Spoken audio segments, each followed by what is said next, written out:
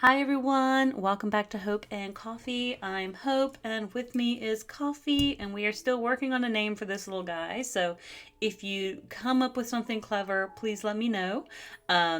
Please leave it down below. I'd love to hear your comments of ways to name our little owl mug. This was one of my Christmas gifts that I got from my mom, and I absolutely love him. But anyway, today's episode is a little interesting. At least I say it's interesting because it's about being happier in 2024. And I did an episode already about being awesome. But I didn't really talk, and I've already talked about like forgiveness, and I've talked about what happiness can be, but being happier in 2024, and that's something that I'm working on, is I want to be a more positive first person in 2024. I would like to be able to let things go a little bit better, to be able to let things not affect me as much as they have in the past, to I guess I guess let other people's actions not make them feel like they're reflecting me, but rather themselves.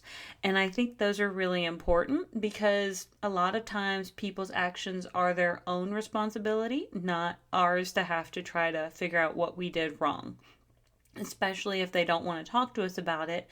That is not for us to try to figure out.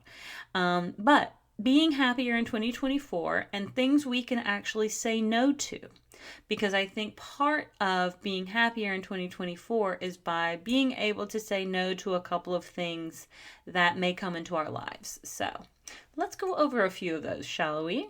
And one of them, one of the biggest ones, is overcommitment. I know personally I tend to have an issue with going back to Georgia on weekends every once in a while and loading up my weekends and feeling like it's a whirlwind weekend and not even getting a chance to breathe, coming back on Sunday and then immediately going back to work on Monday. And sometimes it's too much. I need to start saying no to overcommitting myself, need to start saying no to if someone else has plans, like I need to be better at saying, you know what, I'm not sure I'm going to do that at that time. I just think I need to be better at that. And we can be tactful about that as well. But the next one is toxic relationships. And toxic relationships can come in all shapes and sizes, forms and fashions. But it's one, identifying those toxic relationships and how they affect us. When you think about those people, does it drag you down? Does it make you sad? Does it make you tired or frustrated? Because those can be some general signs that you may be in a situation that is not great for you. And toxic can not like it can mean that it's like y'all are butting heads and maybe it's a significant other and y'all are like fire and ice, but maybe the passion's there, but it's just like for some reason y'all don't seem to work.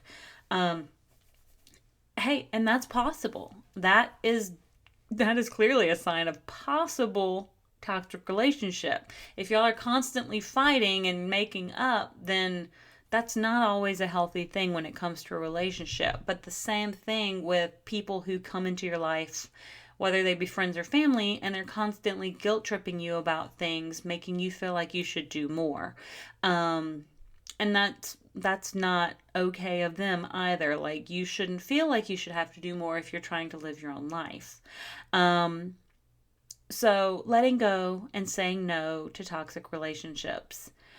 Next would be self neglect. I was going to say self reflect, but we want to do that. We want to avoid and say no to neglecting ourselves, and that means to be honest with ourselves, to pay attention to ourselves, to actually think about what's going on in our own self, how we're treating our bodies, how we're treating our minds, and how we're talking to ourselves.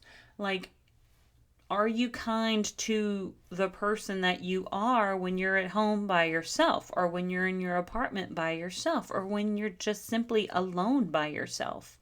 Are you kind to yourself? And so something we want to say no to is self-neglect. We want to take care of ourselves because we are with us 24/7.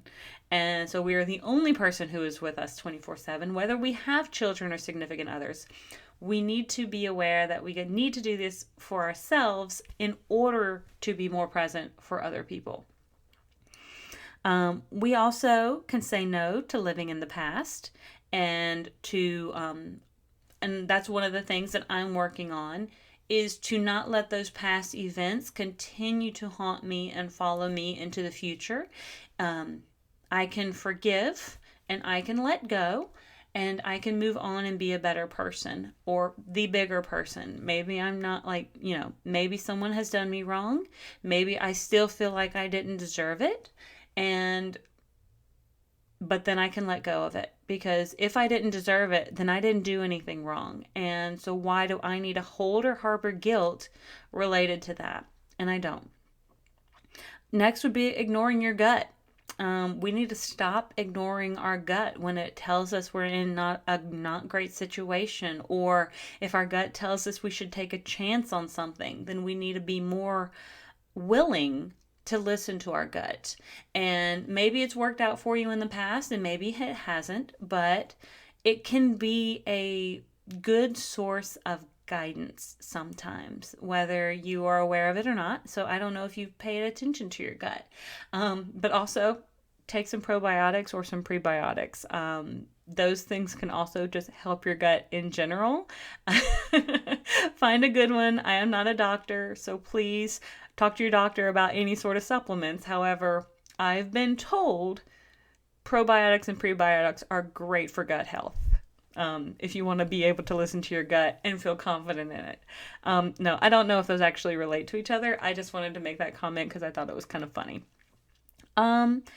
Saying no to the fear of change. I feel like there are some people in my life who are so fearful of change that they don't know how to move forward with a lot of things. They don't know how to be able to clean out the past in order to move forward and make space for new things.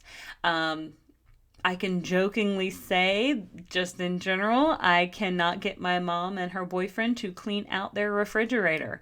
I don't know if that's a fear of change or not, but I was like, let's start the new year by cleaning out your pantry and your refrigerator. And for some reason, they can't do it. And I don't know why, because I feel like half the stuff in there could be cleaned out.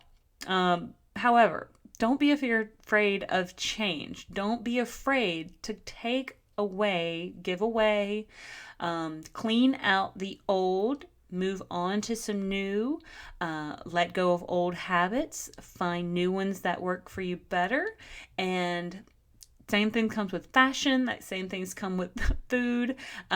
If you find yourself stuck in a rut, don't fear change, because change only happens when we're uncomfortable.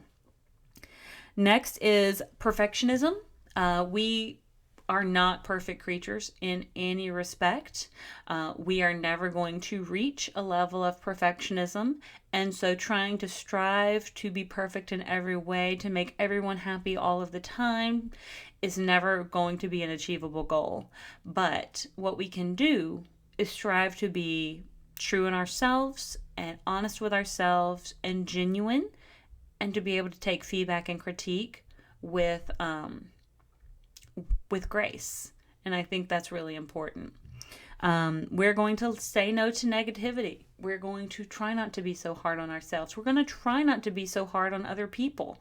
We are going to not make comments about individuals in the gym that we think are, not doing as well as they could be, or what have you. We are going to support everyone who is making a modicum of effort to try.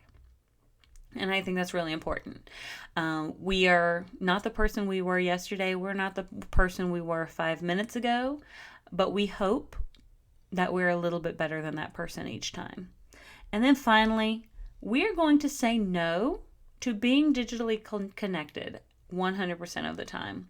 And I know I have a big issue with this and I'm trying to do better. It is day 4 of our new year and I am trying my heckin' best to be more cognizant of the amount of time I spend online or be more productive with the time I'm spending online. I am trying not to doom scroll on my phone. I am trying not to lose myself to very quick, brief bursts of dopamine via social media because it doesn't really do any good. I am trying to be happier in 2024 and I hope you are too. And if you have other ways that you think we could do that together, leave them down below. Please like, subscribe. Thank you so much for joining me. Please don't say anything negative about my hair. I know it's weird. I'm already having issues. I don't know what's going on with it. Maybe I'll try to curl it for next time. Who knows? But anyway, thank you so much for tuning in and I will see you all on the next page. Have a great one.